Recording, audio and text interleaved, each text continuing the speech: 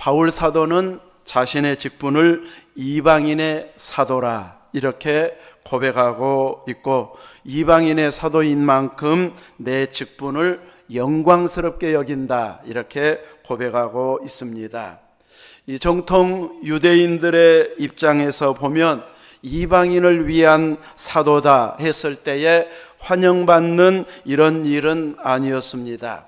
예수님을 믿는 자들에게는 환영받았겠지만 예수님을 거절한 유대인들에게는 환영받을 일을 하고 있는 것이 아니었습니다. 자신도 한때는 이방인이 하나님의 백성이 된다는 것을 견딜 수 없어서 모욕으로 생각해서 예수 믿는 자들을 박해하는데 앞장섰던 인물이었습니다.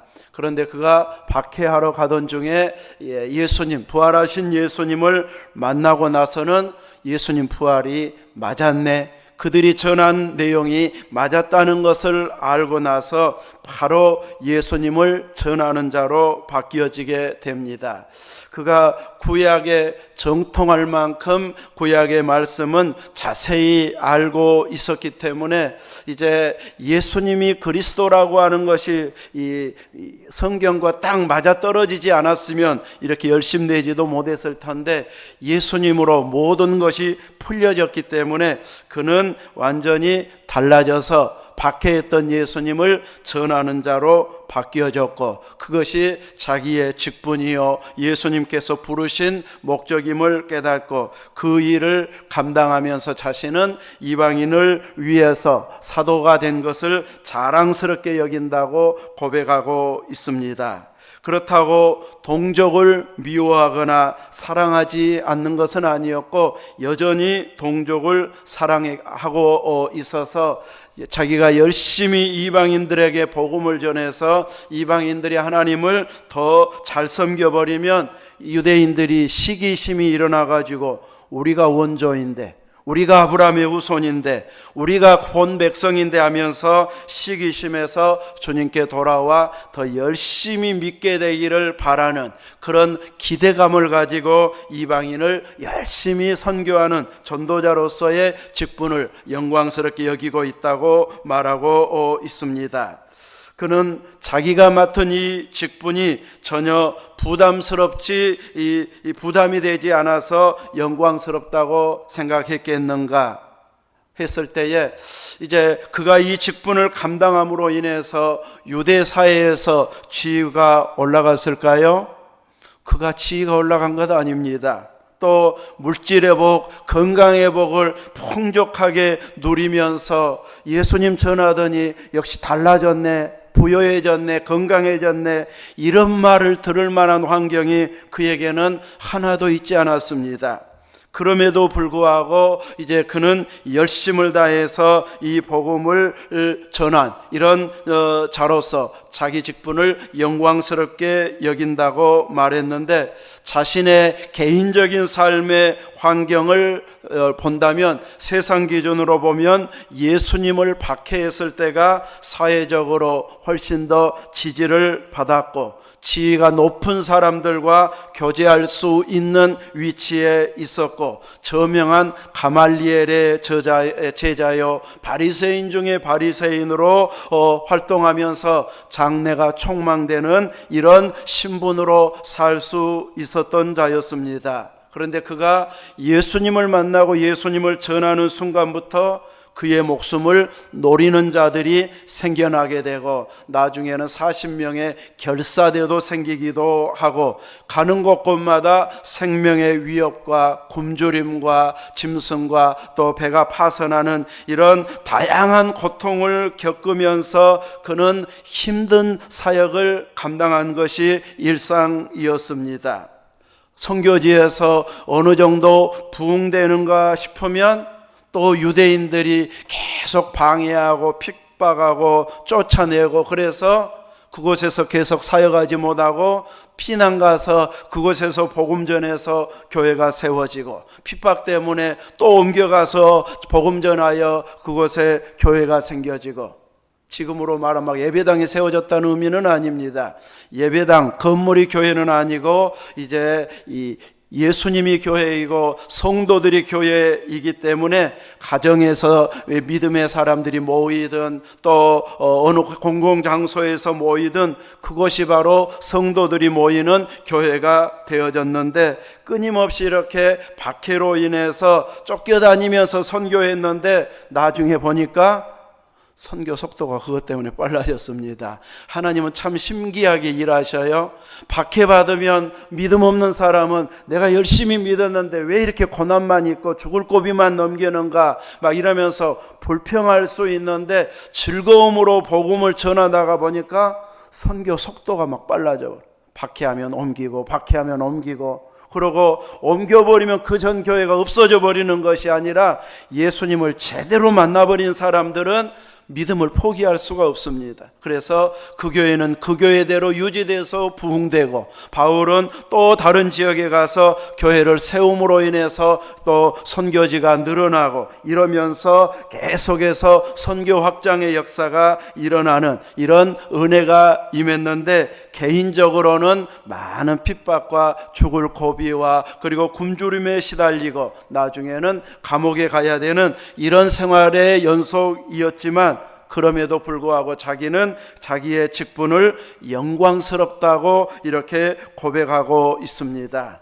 그 이유는 한 영혼의 소중함을 알고 주님의 피로 값주고 산 교회를 통해서 한 영혼 한 영혼들이 돌아오는 생명의 역사가 일어났기 때문에 그것은 핍박과 비교할 수 없는 영광이고, 또 그 일이 하늘에서 큰 상이 되어지기 때문에 자기는 고난받아도 자기의 직분은 영광스럽게 생각하고 있습니다. 이렇게 한 영혼이 돌아오고 잘 성장해 가는 것, 신실한 믿음의 일꾼이요 선교 동역자가 되어진 이런 모습을 보면서 자기는 직분을 영광스럽게 여긴다고 말하고 있습니다.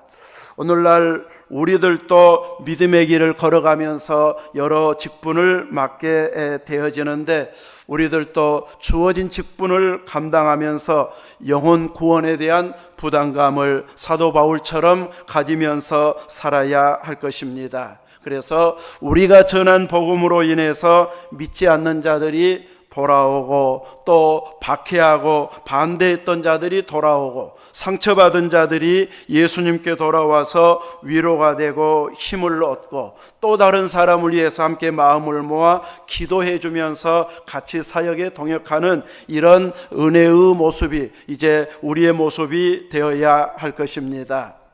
여러분의 마을, 여러분이 살고 있는 주변, 또 친구들을 보면 여러분이 더 부자입니까? 안 믿는 사람들이 부자가 많습니까?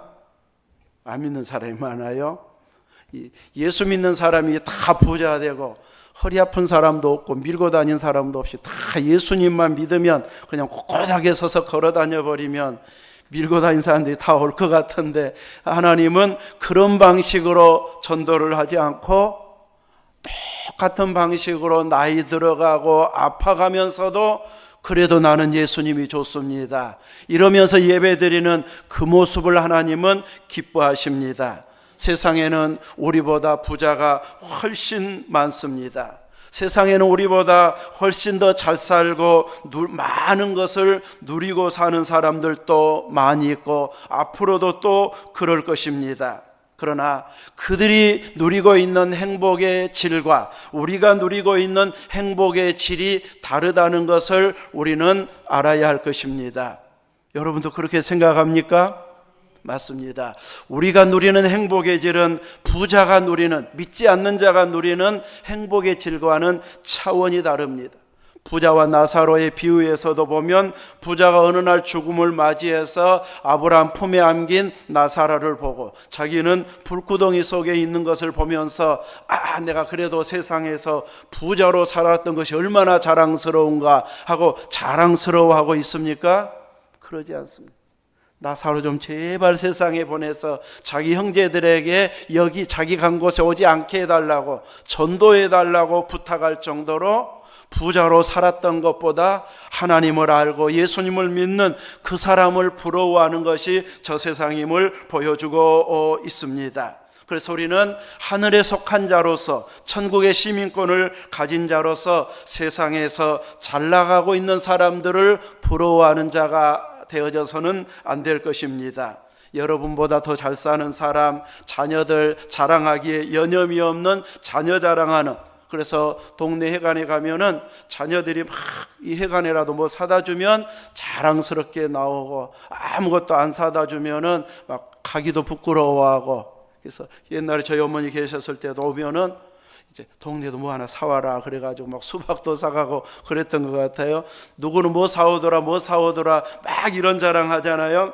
자, 그런데 우리가 부러워해야 할 것은 누가 잘 됐다더라, 뭐 사왔다더라, 이것을 부러워해야 할 것이 아니라 우리가 부러워해야 할 것은 나보다 주님을 더 사랑하는 사람이 있을 때 그 사람을 부러워해야 됩니다.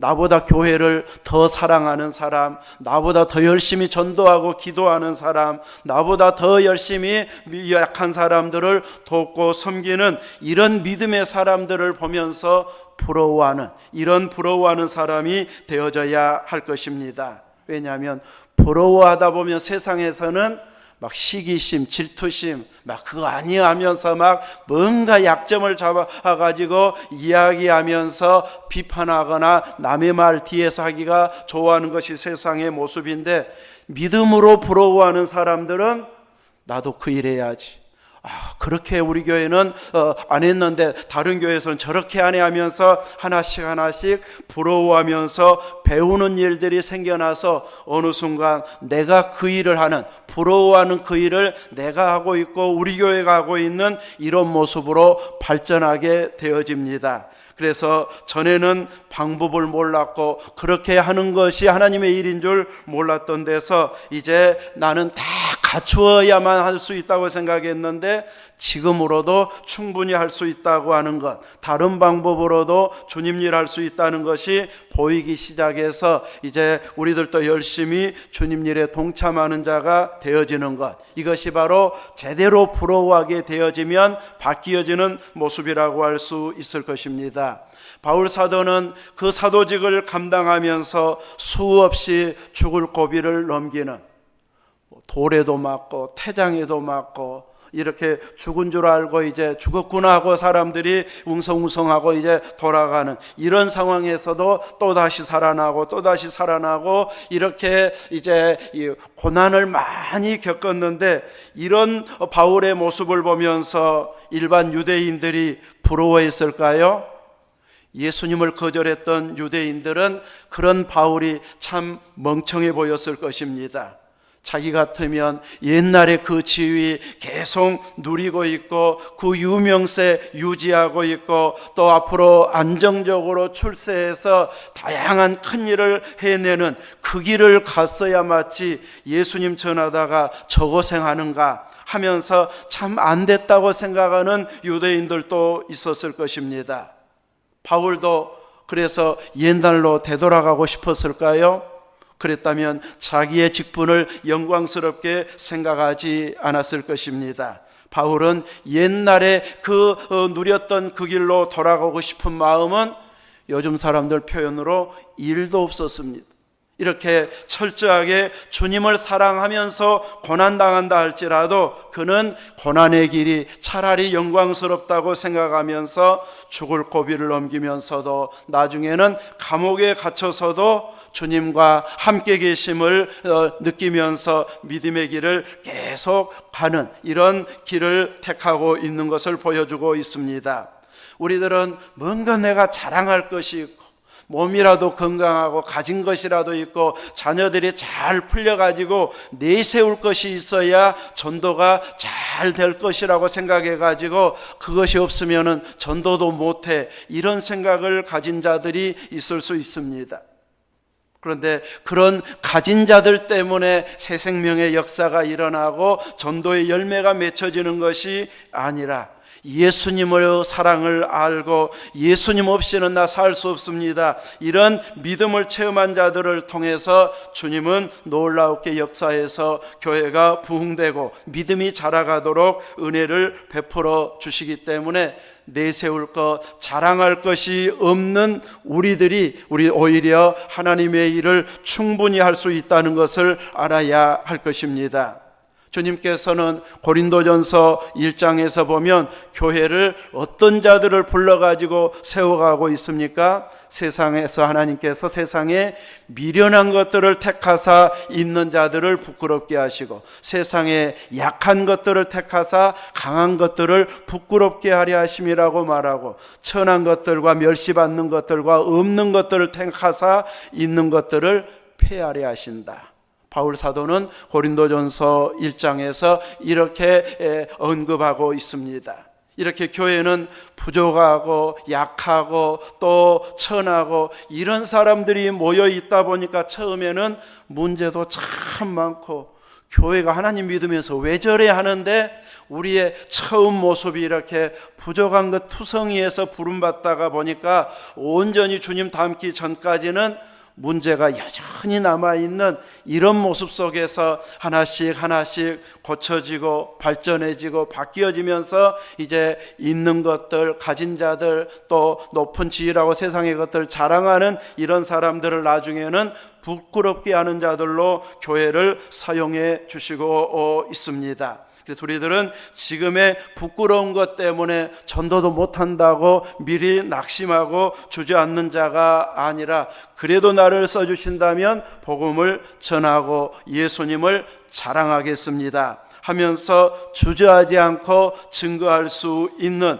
이런 우리들이 되어져야지. 조금만 더 부자 되게 해주시면, 조금만 더 건강해지면, 조금만 자녀들이 풀리면 그때부터 하겠습니다 하면 감당할 일이 안 생깁니다. 그래서 우리들은 남들이 이제 뭐라고 하든지 나는 예수님을 자랑하고 예수님을 전하리라 하면 오히려 하나님께서 흥왕케 하셔서 내가 생각하는 그 기준보다 훨씬 더 빠르게 하나님은 우리의 환경을 바꾸어 주실 줄로 믿습니다. 여러분은 다른 사람 앞에 내세울 것이 많습니까? 참 저분은 예수님 잘 믿어서 잘 됐어, 잘 풀렸어 하고 만나는 사람마다 여러분을 부러워하고 있습니까? 우리는 그러지도 않습니다. 우리는 내세울 것도 없는데 가끔 보면 나를 부러워하고 자랑해주는 사람이 가끔 있습니다. 우리가 돕는 교회 중에 이제 지난주에는 어느 목사님에게 이제 식사 섬김을 하고 이제 멀리 있는 한 분만 말고는 이제 올해 하고 싶었던 분들 다 했었는데 목사님이 설교할 때는 저는 다른 분들이 설교할 때하고 다르게 정말 와 닿았습니다. 나는 설교 옛날에는 잘한다고 생각했다가 이제 별로 결과물들이 안 나와가지고 설교도 이제는 못한다고 생각하고 내 설교를 가만히 녹화된 거 들어보니까 너무 부끄럽고 말투도 막 주저주저하고 목소리도 좀 이상한 것 같고 내가 내 목소리를 들으면 진짜 이상하고 은혜도 잘 안 되려고 그래요. 저래 갖고 설교 잘한다고 했나 싶을 정도로. 그러다가 지난 노예 때 설교하면서 상처가 참 컸습니다. 제 설교가 길었는지 노회장 목사님 뒤에 사회부 앉아있다가 갑자기 와가지고는 설교 그만하라고, 목사 강도사 지금 안수식 때 설교를 하고 있는데 이제 갑자기 그냥 설교 그만하라고 해버려가지고 제가 한 달 동안은 힘들었습니다.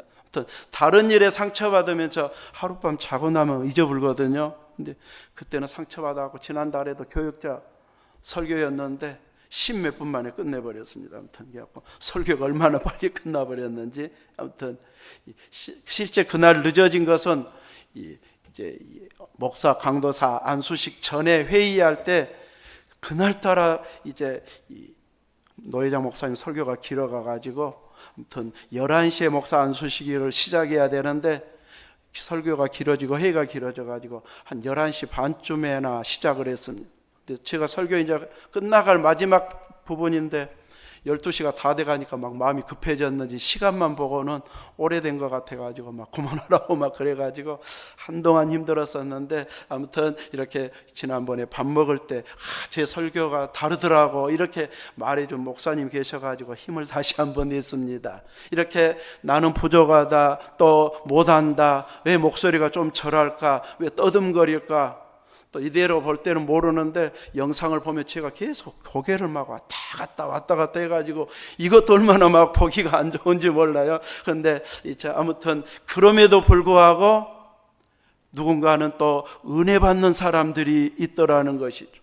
나는 설교 잘한다고 생각하는데 은혜 받는다는 말 한마디를 누군가가 전달해주면 그것이 더 힘이 나서 다시 또 열심을 내는데 고개는 여전히 왔다 갔다 해요. 그래서 자주 보고 수정을 해야 되는데 이제 잘 안 보고 가끔 보다 보니까 이제 얼른 막 보기가 면목이 없어가지고 안 보다 보니까 또 고쳐야 될 점들이 또 나오고 그러는 것처럼 우리 여러분 한 사람 한 사람에게도 나는 잘한다고 생각하는데 누군가는 부러워하고 누군가는 고마워하고 누군가는 내가 은혜 받으려고 오는데 먼 데서 온다고 또 막 고맙다고 그러고 또 더 왔으면 좋겠다고 그러고 이러면서 누군가는 부러워하고 자랑해주고 있습니다. 우리는 원래는 내세울 것이 없는 돌감람나무였다고 오늘 로마서에서는 말씀하고 있습니다. 이런 돌감람나무였던 우리들을 참감람나무에 접붙여 주셔서 이제 그 가지가 되어져서 우리는 좋은 참감람나무의 열매를 맺을 수 있는 존귀한 자가 되어졌습니다. 그렇다고 해서 우리는 내가 이렇게 좋은 열매를 맺어 하면서 내세우고 자랑할 만한 존재는 되지 못한다고 말합니다. 왜냐하면 가지인 우리는 뿌리로부터 영양을 공급받아서 열매를 맺기 때문에 그 뿌리의 영양 공급이 아니면 열매 맺을 수 있는 가지가 아니라는 것이죠. 이렇게 주님으로부터, 뿌리 대신 주님으로부터 영양을 공급받아서 꼭 내가 열매 맺는 것처럼 가지에 맺혀져서 내 자랑거리로 생각하기 쉬운데 주님의 은혜 때문이고 주님이 이렇게 참 감람나무에 접붙여 주신 결과이기 때문에 우리는 그분을 자랑하는 자요 주님 때문임을 자랑하는 자가 되어져야 한다는 것을 말하고 있습니다.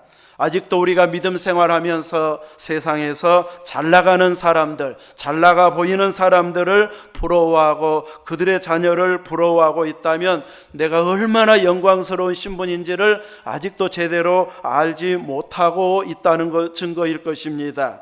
우리는 겉껍데기만 보고 부러워하는 자가 되어서는 안 되겠고 예수님을 더 깊이 알고 예수님을 자랑하고 예수님 때문에 행복해하고 감사하는 이런 믿음의 사람들을 부러워하면서 나도 한 발 한 발 따라가면서 어느 순간 보니까 내 입술에서 계속 감사가 나오고 찬송이 나오고 예수 믿으라고 전도하고 있는 이런 우리의 모습이 되어져야 할 것입니다. 세상에서 잘 나가는 자들이라 할지라도 예수님 안에 있지 않으면 우리는 그들을 불쌍하게 여기고 계속 기도해서 그 영혼이 돌아오도록 하나님의 은혜를 구하는 자가 되어져야 할 것입니다. 자기들이 세상에서 더 부유하게 살기 때문에 교만하기도 하고 자랑하면서 살고 있는데 어느 순간 우리가 나이 들면서 보면 그렇게 자랑했던 것들이 한때 자랑이지 계속 자랑거리가 아니라는 것을 깨닫게 되어집니다. 우리들이 입고 있는 옷만 생각해 봐도 내가 제일 자주 입는 옷이 어떤 옷인가 생각해 보니까 여러분 어떤 옷을 제일 자주 입습니까? 평상복 아니면 작업복, 이 옷을 제일 편한 옷을 제일 많이 입더라고요. 그 다음에 저는 이제 목사이다 보니까 양복을 좀 자주 입기는 하고요. 사람들은 비싼 옷이라고 외출복을 사가지고 자랑하고 명품이라고 자랑하는데 외출을 자주 아니하면 옷장에다가 잘 간직해 놓고 일복이나 평상복만 열심히 입고 지내고 활동하게 되어집니다. 그러다 보면 비싼 옷 좀 먹어서 세탁소 갖고 가면 아유 좀 너무 많이 먹었다고 안 받아주는 이런 일도 생겨나게 되어집니다. 그래도 우리는 교회 오면서라도 외출복을 한 번씩은 입으니까 참 주일날은 깔끔해 보이는데, 교회도 안 다닌 사람들은 이 외출복을 일주일마다 입을 기회가 없어가지고 늘 평상복만 입고 있는 부자라고 자랑하는데, 우리들이 그래도 더 깔끔한 옷을 자주 입고 다니는 이런 사람들이 아닌가 싶은 이런 생각을 하게 되어집니다. 안 믿는 사람들, 비싼 옷 있어도, 믿다가 쉬고 있는 사람들, 비싼 옷 있어도 깔끔한 옷을 우리처럼 일주일마다 못 입고, 잘해야 병원 가면서 입고 농협 가면서 입고, 그 정도 외에는 입어볼 기회가 없는 그들보다는 우리가 훨씬 더 이렇게 가난해 보여도 깔끔하게 살고 있는 것 아닌가, 이런 생각도 설교 준비하면서 해보았습니다. 우리는 명품은 아니어도 하나님 앞에 예배자로 설 수 있는 것이 영광스러운 신분입니다. 우리로 인하여서 하나님을 경배하는 자들을 서로 보면서 도전받고 또 함께 기도하고 기뻐할 수 있는 것, 이것이 성도의 또한 영광입니다. 바울 사도는 이렇게 이방인의 사도인 것을 영광스럽게 여기면서 생명을 걸고 복음을 전하고, 감옥에 갇히면 감옥에 들어온 사람 전도하고, 또 거기에서 편지를 보내서 교회를 격려하면서 거기에서도 중단하지 않고 열심히 하나님 일할 정도로 자기의 직분을 영광스럽게 여기면서 활동했습니다. 우리들도 우리에게 주어진 직분을 영광스럽게 생각하는 자가 되어져야 하겠습니다. 그러기 위해서는 우리가 입을 열어서 내가 노안서강교에 다니는 것이 참 감사하고 영광스럽다, 이 표현을 가끔은 할 수 있기를 바랍니다. 나는 노안서강교에 다녀서 너무 행복하고 감사합니다. 그 교회가 어디서 물어볼 만큼 자랑을 하고 다닐 수 있기를 바랍니다. 내게 주어진 일, 교회에서 내 할 일이 조금이라도 있다고 하는 것, 이것을 영광스럽게 생각할 수 있기를 바랍니다. 또 내가 주도적으로 하는 일이 있는가 하면, 어떤 일은 혹은 나이가 들어서는 주도적으로는 못하지만 다른 분이 그 일을 해주어서 자랑해주고 기도해주고 격려해주는 것, 이것도 주의 일에 같이 동참하는 것이 되어집니다. 그러므로 이런 일들을 감당하면서 우리에게 주어진 일들을 신실하게 감당하고 내 자리 하나 지키는 것도 영광스러운 일인 것임을 알고, 우리에게 주어진 일을 올해 마무리할 때도 잘하고 또 새해에도 변함없이 잘 감당해서 내게 주어진 일을 끝까지 잘 감당하는 영광스러운 자리에 여러분이 있고, 주님을 자랑할 수 있고, 또 주님 잘 믿는 자를 부러워하면서 금방 닮아가는 이런 믿음이 될 수 있기를 주의 이름으로 축원합니다. 아멘.